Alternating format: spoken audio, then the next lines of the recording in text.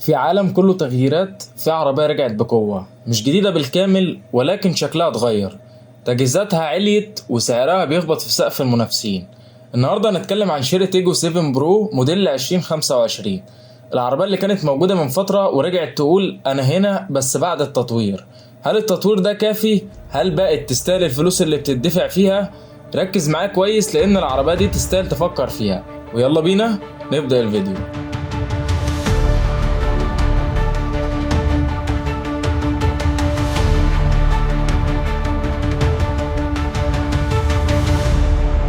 السلام عليكم ورحمة الله وبركاته. ازيك عامل ايه؟ يا رب تكون بخير. انا عمرو مجدي وفي الفيديو ده هنتعرف على شيري تيجو 7 برو. وقبل ما ابدا ما تنساش لايك للفيديو وتشترك في القناة على يوتيوب علشان ناس كتيرة بتتفرج علينا وتمشي من غير ما تتابعنا.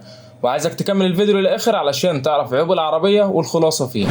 شيري تيجو 7 برو عربية بتصنف كومباكت كروس اوفر مدمجة، والعربية متوفرة في فئتين اسعارهم حاليا الفئة الاولى ب1,250,000 جنيه والفئة التانية ب1,350,000 جنيه. اول ما تبص على تيجو 7 برو هتحس انها عربية شكلها شيك وحديث. الوش الامامي واسع وعنيف شوية، وفي شبكة كبيرة وانوار LED شكلها حاد وبتشتغل مع بعض بطريقة شيك. من الجنب هتلاحظ الخط اللي ماشي على جسم العربية مديها فخامة، والرفارف منتفخة شوية مع جنوط رياضية 18 بوصة شكلها جامد. وفي مرايات ضم كهرباء، وعندك فتحة سقف بانوراما كبيرة بتفتح وتخلي شكلها فخمة أكتر.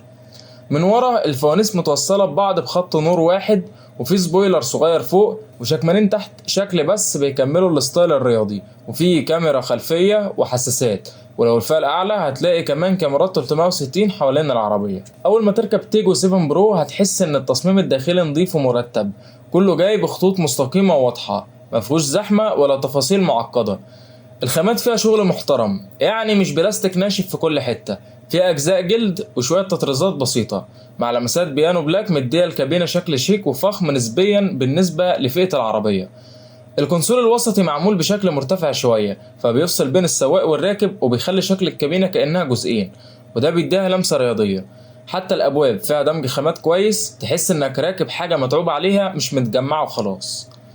العربية بتيجي بالتجهيزات المعتادة، شاشة رئيسية بمقاس 10 بوصة بتدعم اندرويد اوتو وابل كار بلاي، وعندك شاحن وايرلس وفرامل يد كهرباء ودخول وتشغيل بدون مفتاح، وشاشة عدادات ديجيتال، وطارة مالتي فانكشن خامتها جلد ناعم، وكراسي جلد، وكرسي الراكب والسواق كهرباء. مساحات الركوب في العربية ممتازة، مفيش عليها أي تعليقات سلبية.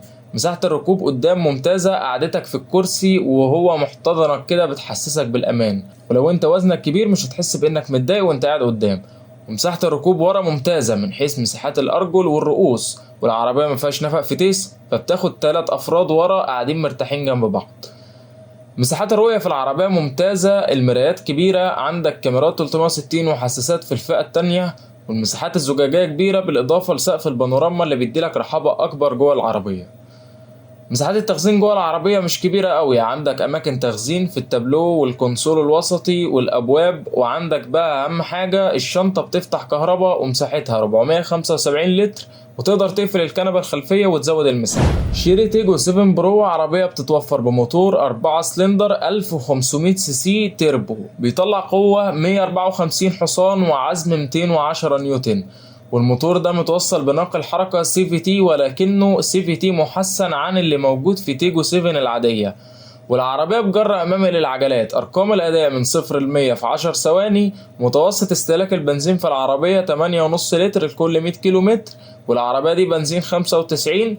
متوسط الاستهلاك بينزل عن كده لو سواقتك هادية. أداء الموتور في الطلعة فيه لاج واضح بسبب إن العزم والقوة بيطلع على RPM عالي، وأداؤه على السرعات العالية والمتوسطة متفوق بشكل كبير. الموتور أداؤه ممتاز في السفريات والمشاوير الطويلة، مش معجز العربية خالص، وهو موتور بتاع استخدام طبيعي هادي مش بتاع قرص ونحر. والفتيس بتاع العربية فتيس CVT عادي ناعم سلس، جاي يشوف شغله ويديك أداء اقتصادي مش بتاع جري وتسارع جامد وكده.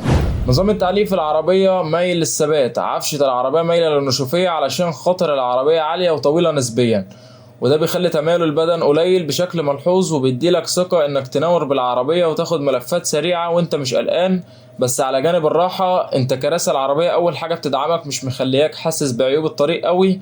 العفشة بتحسسك بعيوب الطريق شوية، ولكنها على السرعات العالية بتاخد مطبات الهواء بشكل موزون.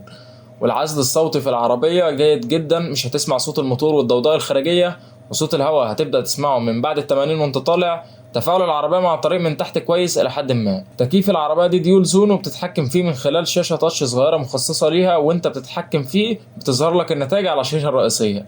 وعندك فتحات تكييف خلفية، وتكييف العربية ديول زون وأداؤه جيد جدا. وأنظمة الأمان في العربية ممتازة، والعربية دي واخدة 5 نجوم أمان في الاختبارات الأسترالية. بتيجي من اول الفئه الاولى ب4 ايرباج، واي بي اس نظام منع انغلاق الفرامل، واي بي دي نظام توزيع قوه الفرمله على العجلات، واي اس بي نظام الثبات الالكتروني، وتي بي ام اس نظام مراقبه ضغط الاطارات، وهيل هولد كنترول نظام مساعده طلوع العربيه على المطالع، وهيل ديسنت كنترول نظام مساعده نزول العربيه في المنحدرات ما تخليهاش تجري منك. وعندك في الفئه الثانيه بيزيد الايرباج 2 كمان، بيبقوا 6 ايرباج بدل 4. الخلاصه في شيري تيجو 7 برو. شيري تيجو 7 برو عربيه بقالها فتره في الشارع، مش جديده علينا، بس لسه شكلها شيك ومميز، وناس كتير اول ما بتشوفها بتحس انها عربيه غاليه، وده في حد ذاته نقطه تتحسب لها. من جوه التصميم هادي وبسيط، والخامات كويسه، هتحس انك راكب حاجه متعوب عليها مش اي كلام. ادائها مناسب جدا للاستخدام اليومي، مش بتاع الجري ونط، بس بتديلك سواقه مريحه وثابته وتحس انك مسيطر على العربيه. أنظمة الأمان فيها ممتازة، وتديك إحساس بالأمان والثقة سواء بتسوق لوحدك أو معاك أسرتك. بالنسبة للصيانة وقطع الغيار، العربية بقت منتشرة وقطع غيارها موجودة، ومش هتدور كتير على حاجتها في التوكيل أو بره، يعني هتعرف تتعامل معاها من غير ما تشيل هم. هل أنصحك بيها؟ أيوة، لو بتدور على عربية شكلها حلو، تجهيزاتها كتير، وركوبها مريح، تيجو 7 برو تستاهل تبقى على قائمة اختياراتك. ولكن لو أولوياتك شكل جديد يخطف العين أو أداء نار، يبقى شوف كمان شوية منافسين وارجع قرر. وفي الختام أتمنى يكون الفيديو عجبكم، ما تنسوش لايك وشير للفيديو، وتسيب رأيك عن العربية في التعليقات، تشتركوا في القناة على يوتيوب، وشكرا لكم على المتابعة. مع السلامة.